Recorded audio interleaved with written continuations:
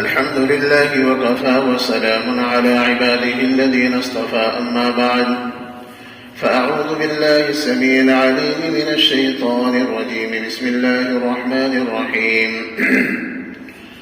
تتجافى جنوبهم عن المضاجع يدعون ربهم خوفا وطمعا ومما رزقناهم ينفقون وقال النبي صلى الله تعالى عليه وسلم من أسبغ الوضوء في البرد الشديد كان له من الأجر كفلان وكما قال عليه الصلاة والسلام.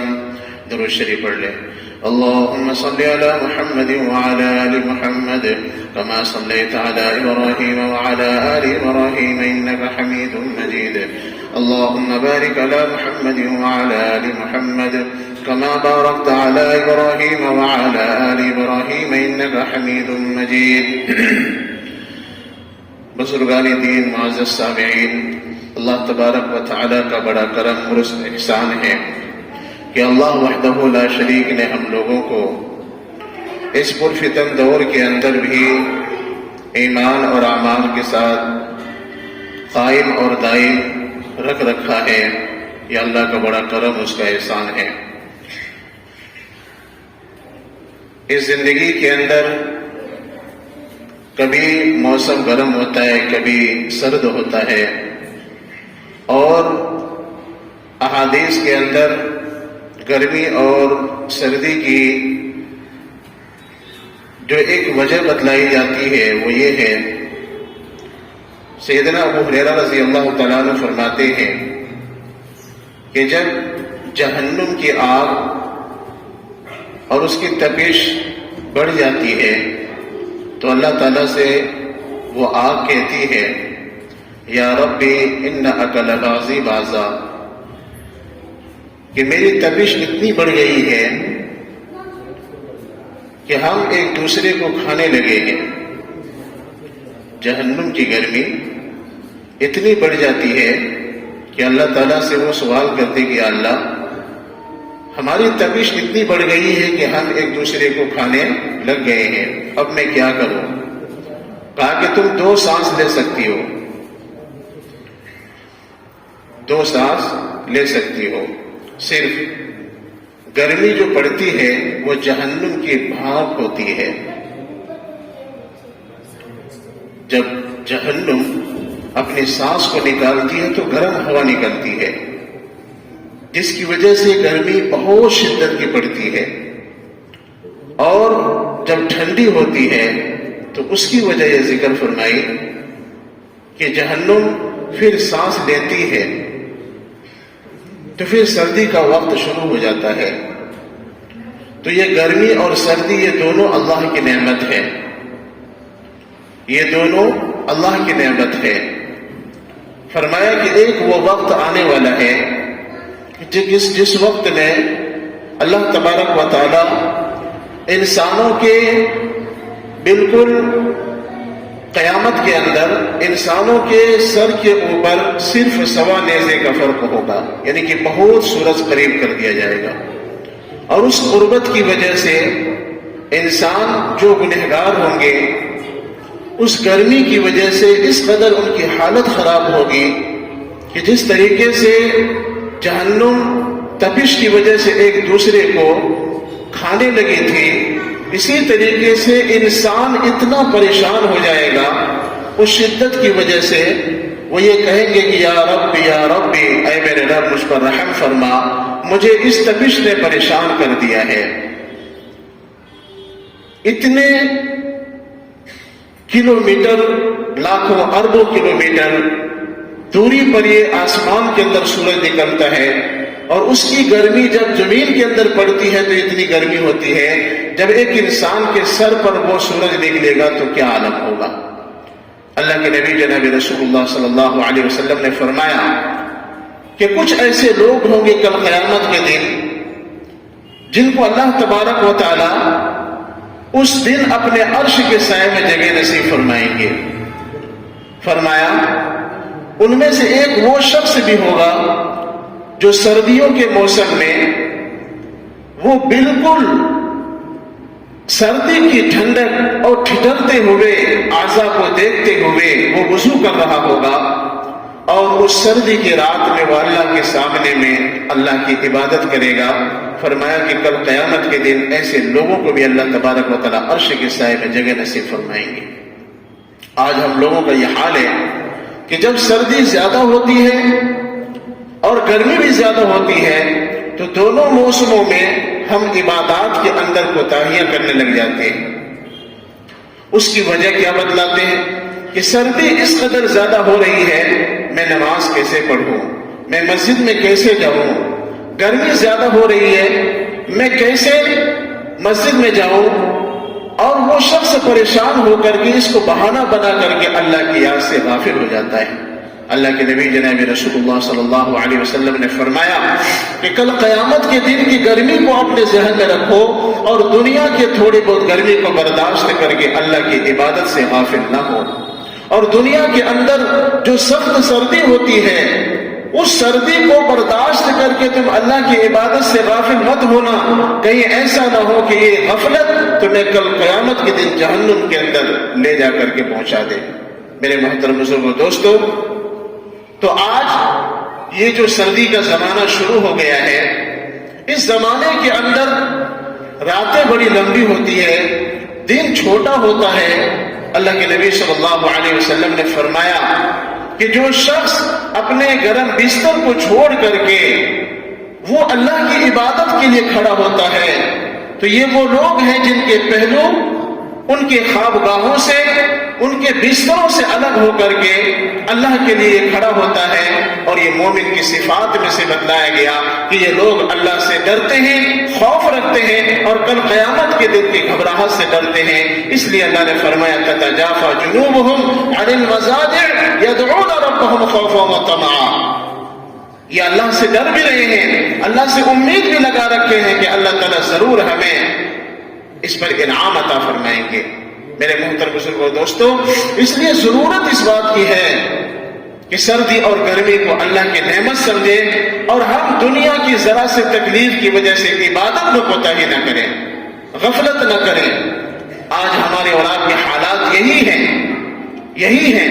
اللہ نے سب کچھ دے رکھا ہے لیکن اس کے باوجود اللہ کی عبادت میں غفلت، سستی، لاپرواہی یہ ہمیں بہت زیادہ دھوکے میں ڈال رکھی ہے. اللہ کے نبی جناب رسول اللہ صلی اللہ علیہ وسلم نے ارشاد فرمایا کہ جو شخص اس موسم کے اندر اپنے آپ کو اللہ کی عبادت کے لیے کھڑا کرتا ہے گویا کہ اس کا دل نرم ہو جاتا ہے. اور سردی کے موسم میں ایک وجہ یہ بھی بتلائی گئی ہے کہ حضرت آدم علیہ السلام کو اللہ تعالیٰ نے مٹی سے پیدا کیا اور مٹی کی خاصیت نرمی ہے. مٹی کی خاصیت کیا ہے؟ نرمی ہے. اس لیے میرے بھائی بزرگوں اور دوستو، یہ اللہ کا احسان سمجھیں کہ اللہ تعالیٰ نے دنیا کے اندر ہم لوگوں کو یہ موسم دے رکھا ہے. ورنہ ان علاقوں کے اندر جائیں جن علاقوں میں صرف گرمی ہی گرمی ہے، صرف سردی ہی سردی ہے، اور کہیں پر 6 مہینے سورج نکلتا ہے، کہیں پر 6 مہینے رات رہتی ہے، وہ لوگ زندگی کیسے گزارتے ہوں گے؟ یہ اللہ کا احسان ہے کہ اللہ نے ہمیں مستقل موسم کو بدل کر کے ہماری زندگی کو خوشگوار بنا رکھا ہے. اس لیے میرے بھائی بزرگوں دوستو، ہم ذرا سی تکلیف کی وجہ سے ہم اللہ کی عبادت سے غافل نہ ہو. یہ دنیا جس کے اندر گرمیوں میں گرمی کے سامان نکال کر کے آرائش اور زیبائش کے اندر لگ جاتے ہیں، مثلا کولر ہے، پنکھا ہے، ایئر کنڈیشن روم میں رہتے ہیں، قبر کے اندر یہ سب کچھ بھی نہیں ہوگا، کچھ بھی نہیں جائے گا ساتھ میں. لیکن یہ جو نعمتیں ملی ہیں، ان نعمتوں میں رہ کر کے اللہ کو ہمیں نہیں بھلانا ہے، بلکہ اور مزید اللہ کا شکر ادا کرنے کہ اللہ تو نے اتنا خوبصورت زندگی دی ہے، اللہ تو نے ضرورت کے سارے سامان دے رکھا ہے، اس لیے اور مزید عبادت کے اندر دل لگنا چاہیے. اللہ تعالیٰ نے کیا فرمایا کہ کہ دنیا کو ہم نے تمہارے لیے پیدا کیا ہے لیکن میں نے تمہیں اپنے لیے پیدا کیا ہے۔ میرے بھائی بزرگوں اور دوستو، اس لیے ہم وہاں کی تیاری کے لیے آئے ہیں تو وہاں کی تیاری میں ہم موسم کو نہ دیکھیں کہ سردی زیادہ ہو رہی ہے یا گرمی زیادہ ہو رہی ہے، ہم موسم کو بالکل نہ دیکھیں۔ اللہ کے نبی صلی اللہ علیہ وسلم نے فرمایا کہ جب گرمی کی شدت ہوتی ہے تو میرا یہ حکم ہے، آپ صلی اللہ علیہ وسلم کی حدیث ہے کہ ظہر کو ٹھنڈے وقت میں پڑھا کرو۔ کیوں کہا؟ اس لیے کہا میں جانتا ہوں کہ گرمی کی شدت تمہیں عبادت سے روکے گی، لیکن تمہیں نماز تو پڑھنی ہے لیکن تھوڑی دیر کر کے پڑھ لینا، اس کو چھوڑنا نہیں۔ اور مزید اللہ کے نبی صلی اللہ علیہ وسلم نے فرمایا، بلکہ قرآن کا حکم ہے کہ جب سخت سردی ہو، تمہیں وضو کرنے میں دقت آ رہی ہو، میرے بندے ہم نے تمہارے لیے پوری زمین کو پاک کر دیا ہے، تم تیمم کر کے نماز پڑھ لینا، تم تیمم کر کے نماز پڑھ لینا، لیکن تم نماز کو نہ چھوڑنا۔ کتنی بڑی بات ہے، کتنی سہولت اللہ نے شریعت میں دے رکھی ہے۔ لیکن میرے بھائی بزرگوں دوستو، یہ گرمی کا موسم، یہ سردی کا موسم، یہ آتا ہی اس لیے ہے تاکہ اللہ تعالی ہمیں آزمائے۔ لیکن آج ہم میں سے سب کا وہ حال نہیں، لیکن اکثر و بیشتر سستی غفلت ہو جاتی ہے۔ اللہ تعالی ہم سب کی حفاظت فرمائے۔ اس لیے سخت گرمی کا موسم ختم ہوا، اب موسم جو ہے وہ سردی کا شروع ہو گیا ہے۔ اس لیے اپنی خوابگاہوں کو اور اپنے بستروں کو رات کی تنہائی میں الگ کر کے ہم اللہ کے لیے تھوڑا سا وقت نکالیں، تہجد کا اہتمام کریں۔ راتیں لمبی ہوتی ہے، آدمی سویرے اٹھ جاتا ہے، سوچتا ہے میں کیا کروں، وضو کرے اور وضو کرنے کے بعد آدمی اللہ کی عبادت کے لیے کھڑا ہو جائے، 2 رکعت پڑھ لے، اس کا ثواب اللہ کے نبی صلی اللہ علیہ وسلم نے اتنا فرمایا کہ تم اس کو دنیا و ما فیہا سے بہتر سمجھو۔ اور فرض نماز کے بعد تہجد کی سب سے زیادہ فضیلت بتلائی گئی ہے، اور یہ موقع پھر دوبارہ ہاتھ آنے والا نہیں ہے۔ میرے بھائی بزرگوں دوستو، صحت بھی ہے، نعمتیں بھی ہیں، اور اللہ تعالیٰ نے ہر اعتبار سے ہم لوگوں کو خوش رکھ رکھا ہے۔ اللہ اسی طریقے سے ہم سب کی زندگیوں میں خوشی عطا فرمائے، اور مرتے دم تک اللہ تبارک و تعالیٰ ہم اپنے عبادت کے لیے فارغ کر دے۔ کریں گے انشاءاللہ، اس کی فکر کریں، اپنے بچوں کو بھی جگائیں، خود بھی جاگے راتوں میں، اور خاص طور پر اللہ کے لیے عبادت کریں۔ یہ موقع پھر دوبارہ ہاتھ آنے والا ہے ہی نہیں۔ کیوں؟ اس لیے کہ کل نفس ذائقۃ الموت، موت نہ سردی کے وقت کو دیکھتا ہے نہ گرمی کے موسم کو دیکھتا ہے، وہ تو اپنے وقت پر آئیں گے، اور وہ وقت آنے کے بعد کسی کو کوئی چھٹکارا ملنے والا نہیں۔ ہم قبر میں یہ نہیں کہیں گے اللہ کو کہ سخت سردی تھی اللہ ہم کیسے نماز پڑھتے، گرمی ہو رہی تھی ہم کیسے نماز پڑھتے، ہم کیسے عبادت کرتے، یہ کوئی بھی بہانہ نہیں چلنے والا ہے۔ اس لیے میرے بھائی بزرگوں دوستو، سب سے عقل مند انسان وہ ہے جو موت سے پہلے موت کی تیاری کرے، اور موت سے پہلے موت کی تیاری اگر ہو گئی تو سمجھو ہم کامیاب ہو گئے، ہم کامیاب ہو گئے۔ اور اگر موسم کے چکر میں رہے تو جس طریقے سے ہمارے اور آپ کے موسم میں الگ کپڑے، اور موسم سرما میں الگ، موسم گرما میں الگ، اور ہوتا یہ ہے کہ ہم نے اسی اعتبار سے اپنے دین کو بھی بدلنا شروع کر دیا کہ جب مرضی آیا عبادت کر لی، جب مرضی آیا ہم نے اس کو چھوڑ دیا۔ ایسا کرنے سے ہمیں بڑا نقصان اٹھانا پڑے گا، ہمیں نقصان اٹھانا پڑے گا۔ اس لیے ضرورت اس بات کی ہے کہ ہم لوگ تھوڑی فکر کریں۔ جس طریقے سے جمعے کے اندر نمازیوں سے بھر جاتی ہے مسجدیں بالکل فل ہو جاتی ہے، آخر ہم ہی لوگ رہتے ہیں محلے میں، کوئی دوسرے لوگ نہیں رہتے، ہم لوگ کہاں چلے جاتے ہیں اور دنوں میں؟ میرے بھائی بزرگوں دوستو، آپ صلی اللہ علیہ وسلم نے صرف جمعے کی نماز پڑھ کر کے بتلائی، یا یہ کہ پوری زندگی 5 وقت کی عبادت کر کے بتلائی ہے؟ ہمیں یہ فکر کرنی ہے کہ آخر یہ ہو کیا رہا ہے۔ جب جی میں آیا دین پر عمل کر لیا، جب جی میں آیا ہم نے اپنے آپ کو دین سے الگ کر لیا۔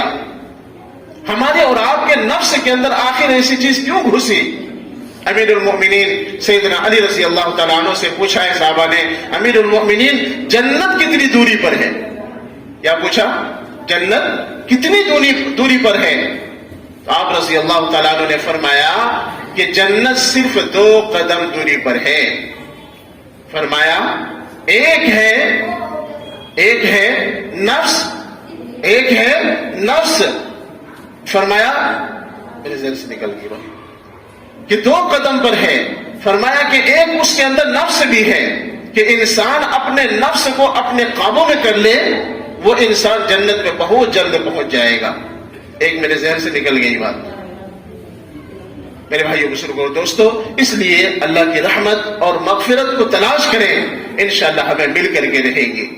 سمجھ رہے؟ ہمیں مل کر کے رہے گی. اس لیے آج مثلا جمعے کا دن ہے، بعض لوگ کیا ہے کہ فرض پڑھ کر کے وہ چلے جاتے ہیں.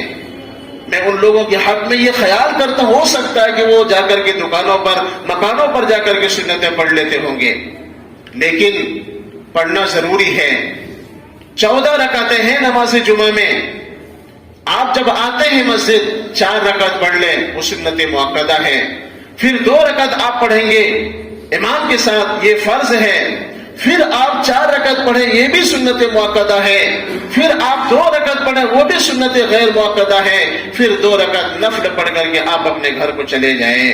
اگر یہاں پڑھیں بڑی اچھی بات ہے، اور اگر آپ گھر چلے جاتے تو وہاں جا کر کے اس کو ضرور پڑھیں. سنت مؤکدہ میں کوئی چھوٹ نہیں ہے، اس پر پکڑ ہوگی اللہ کے یہاں. میرے بھائیو بزرگوں دوستو، اس لیے نماز جمعہ ہونے کے بعد سب لوگوں کے جو جانے کا ایک ترتیب بن جاتی ہے کہ پوری مسجد خالی ہو جاتی ہے، تو جہاں جائے وہاں جا کر کے ضرور اس نماز کو پڑھ لیں.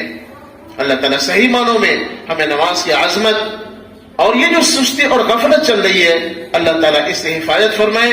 نماز کی عظمت ہمارے دلوں میں اللہ تعالیٰ پیدا فرما دے. اور موسم جو یہ چل رہا ہے بڑا خوشگوار موسم ہے، اس موسم کے اندر اپنے آپ کو راتوں میں جاگنے کا اہتمام کریں، تہجد پڑھنے کی نیت کر کے سوئیں. اللہ تبارک و تعالیٰ ہمیں جگا بھی دے گا اور ہمیں اس کی توفیق بھی عطا فرمائیں گے انشاءاللہ. اللہ وحدہ لا شریک عمل کی توفیق نصیب فرمائے. سنت پڑھ